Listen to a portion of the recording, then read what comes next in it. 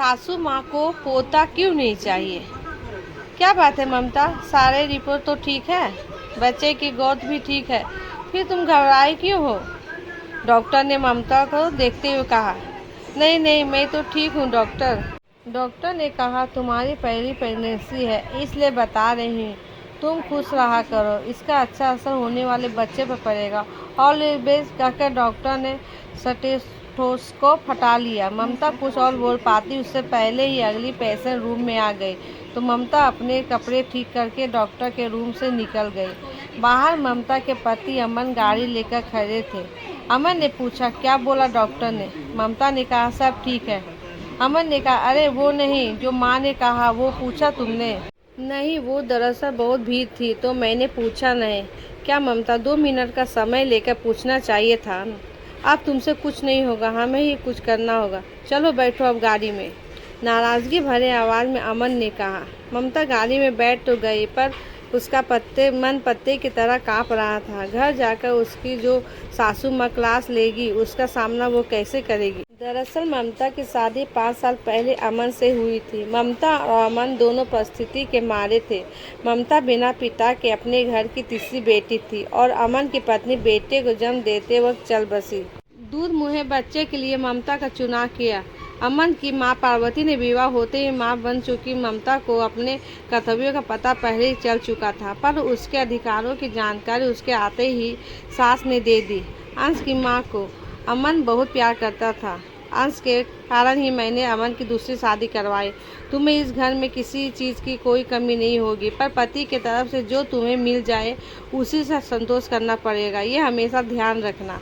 फिर सासू माँ ने कहा, एक बात और बहू, ये बात तो अमन को कहनी चाहिए थी पर उसने मुझे कहने को कहा था, मैं क्या करूं? बहू, तुम्हें अंश को ही अपना बच्चा मानना होगा। अमन नहीं चाहता है कि भविष्य में कभी भी अंश का प्यार बटे, तो तुम कभी भी मन में अपने बच्चे ख्याल मत लाना, बल्कि हमारी तरह तुम भी अंश को ही अपना सब कुछ मान लेना। इसी में हम सबकी भलाई है। ममता 1 मिनट के लिए चुप हो जाती पर खुद को दिलासा दिया, ये सोचकर कि किस्मत के आगे किसकी चली है, उसके साथ यही होना लिखा है तो यही सही।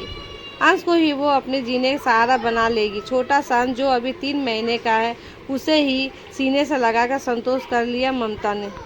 फिर धीरे धीरे उसने अपने आप को अंश के लालन पालन में खुद को इतना व्यस्त कर लिया कि वो कई दफ़ा ये भी भूल जाती थी कि उसके अंश को नहीं जन्म दिया। 1-2 साल तक उसके इस निस्वार्थ संपन्न और स्नेह को देखकर अमन भी उसके करीब आने लगे थे। उससे प्यार तो नहीं पर उसकी इज्जत करने लगे थे।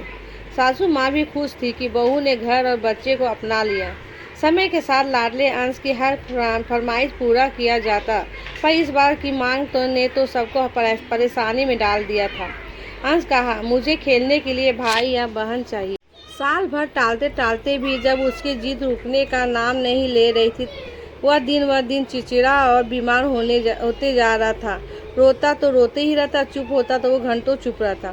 अंश के खुशी के लिए माँ बाप तैयार हो गए, पर उसमें भी सासू माँ ने एक शर्त रखी कि लड़की ही चाहिए ताकि अंश का प्यार न बटे। अब अमन भी इस फैसले में उनके साथ थे। फिर शुरू हुआ ममता और ममता का संघर्ष। हालांकि ममता जिस तरह से ममता ने अंश को अपना लिया था, पर इस बार भी सासू माँ ने अंश के लिए बेटी की मांग की। 3 महीने के चेकअप के लिए ममता को अमन डॉक्टर के पास लेकर आया था। सासू माँ ने सिखाकर भेजा था और कहने को कहा था कि जाते ही डॉक्टर के पैरों पर गिर जाना और कहना, मैडम, बेटी न चाहने वाले आपको हर रोज़ मिलते होंगे, पर मैं आपसे बस इतना जानना चाहता हूँ कि मेरे घर में लड़का है या लड़की। पर ममता कुछ कहाँ बोल पाई। वैसे उसे पता था कि वो बोलती तब भी डॉक्टर उसे कुछ नहीं बताती, पर लड़की है या लड़का, ये कैसे सवाल है? एक माँ कैसे ऐसे प्रश्न पूछ सकती है? जो भी है उससे जुड़ी है, उसका हिस्सा है। उसे पता है घर जाएगी तो सासू माँ उसे बहुत सुनाएगी। तभी कार घर के पास आकर रुकी। सामने एक औरत एक गाड़ी वाले से लड़ रही थी, जिसके कारण ट्रैफिक रुका पड़ा था। अमन ने शीशा नीचे कर लिया। मेरे 1 बच्चे हो या 10, तुम्हें क्या?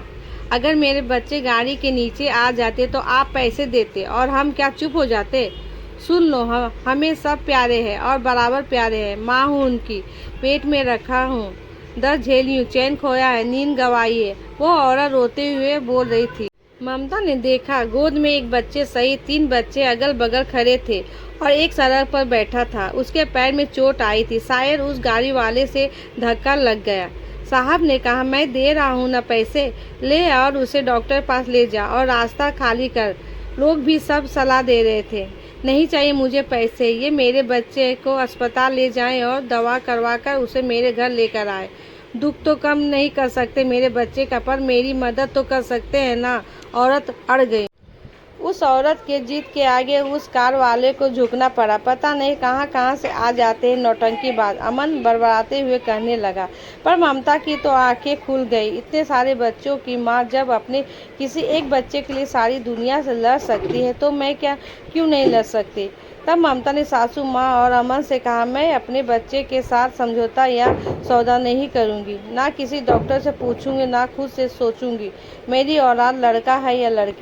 जो भी होगा वो मेरा होगा। अंश का भाई होगा या बहन होगा, वो पूरे परिवार का हिस्सा होगा। मैं तो अंश के साथ खुश थी और पूरी ज़िंदगी खुश रह लेती। अब जो भी हो आएगा वो मेरी दूसरी संतान होगी।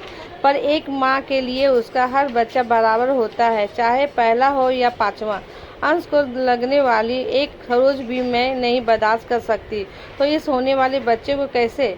नहीं, इतनी कठोर कैसे बन सकती हूँ मैं? जब भगवान भेदभाव नहीं कर सकते तो मैं और आप क्यों? जो भी होगा मेरे और अंश की तरह आप लोग भी उसे अपनाएंगे, यही उम्मीद करती हूँ मैं। चल बेटा अंश, तेरा होमवर्क करवा दूँ और फिर पार्क चलेंगे। घर पहुंचकर सासू माँ के कुछ बोलने से पहले ममता ने अमन और सास के सामने अपनी मन की बात सामने रख दी और एक गर्भवती माँ की तरह एक हाथ से अपने पहले बच्चे के सर पे हाथ रखा और दूसरे हाथ से अपने होने वाले बच्चे, और मुस्कुराते हुए अपने बच्चे को लेकर कमरे में चली गई। अमन और सास माँ की इस शक्ति रूप को बस देखते रह गए।